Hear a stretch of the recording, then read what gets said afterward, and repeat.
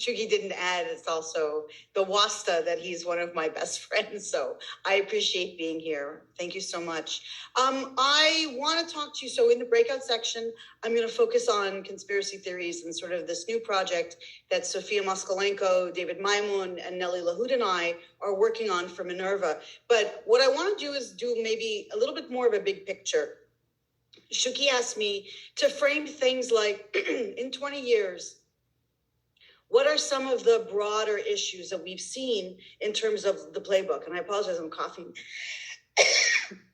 Okay, the first thing is, originally, terrorism for the longest time was framed as kill a few people with many people watching. And with the advent of millenarian and apocalyptical terrorism, pretty much not because of Al-Qaeda, but because of Shinrikyo in 1995, we saw a real shift. Instead of killing a few, many people watching, the goal now was to kill as many people as possible. And I think that has led to a very different kind of terrorism landscape where body count has become primary.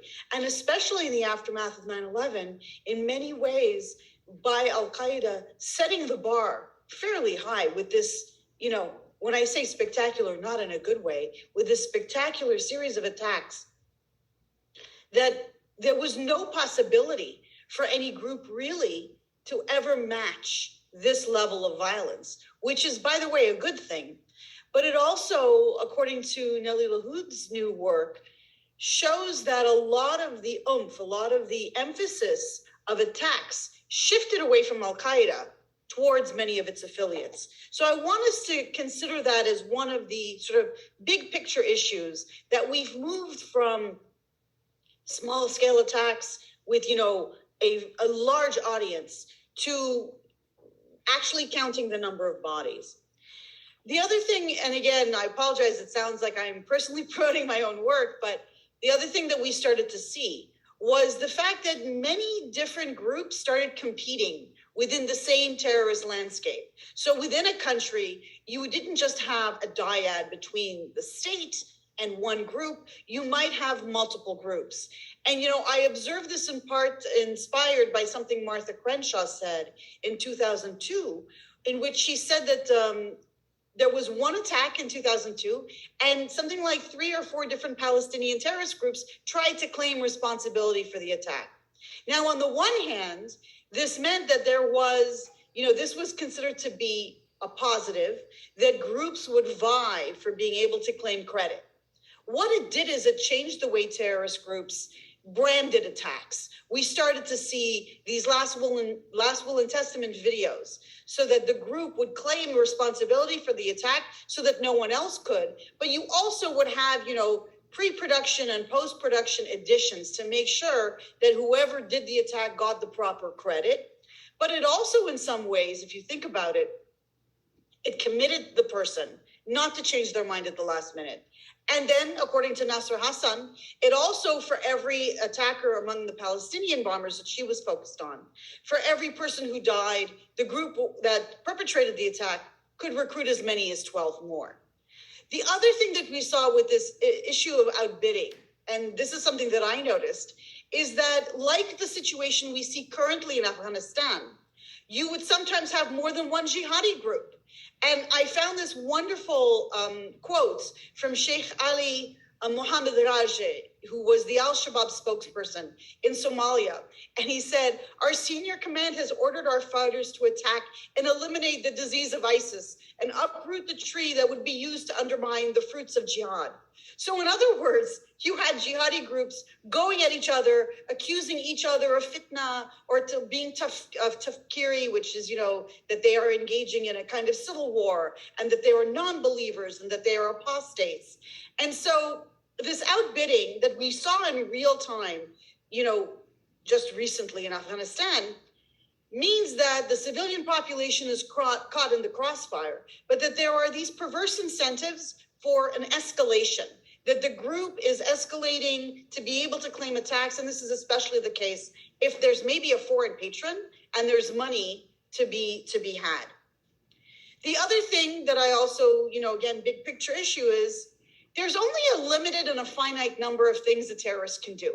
Until the technology changes, there's only so many options, like a Chinese menu, what's in column A and what's in column B. With the advent of technology, we've seen that terrorists have been able to adapt much faster than counter-terrorists. So when there's a new technology, for example, the internet, the terrorists were able to use social media in ways that they had never been able to use in terms of propaganda and publicity when they were just doing pamphlets or, even chat rooms. But with these changes and adaptation, we also start to see changing the target of the attack. So moving from a hard target, a military or a police station target, to soft targets, people at a restaurant or people in a market. Changing who's the perpetrator, because of course, if you're trying to blend in with the market, using a woman or using a child becomes a lot more sensical than if you're attacking a military base, although the LTT did that as well. And then the fourth thing that I wanted to sort of bring up, and we can think about it, and I'm so happy that Ari is on this panel, is that on the one hand, we've had this overreaction on the part of states in terms of counterterrorism. And it is, of course, one of the things that we know the terrorists seek. They want the government to overreact to an attack and then actually make them more popular, make them better able to recruit.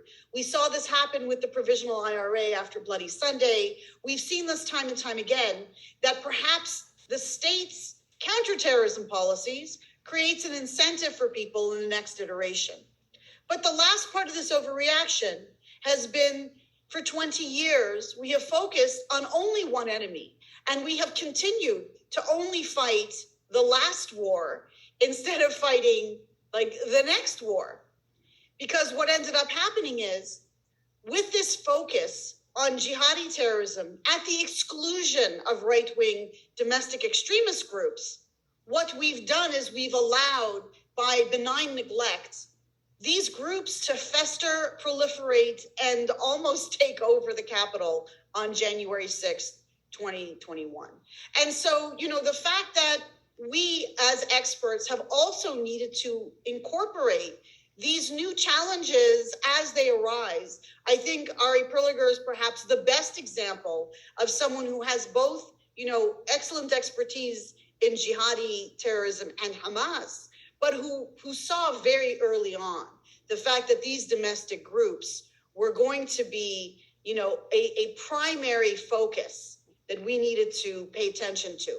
Because at the end of the day, what is happening is that the landscape for terrorism has become complex, which is the title of our meeting today. And that, to quote President Biden last week when he said, we cannot be fighting terrorist challenges in 2001.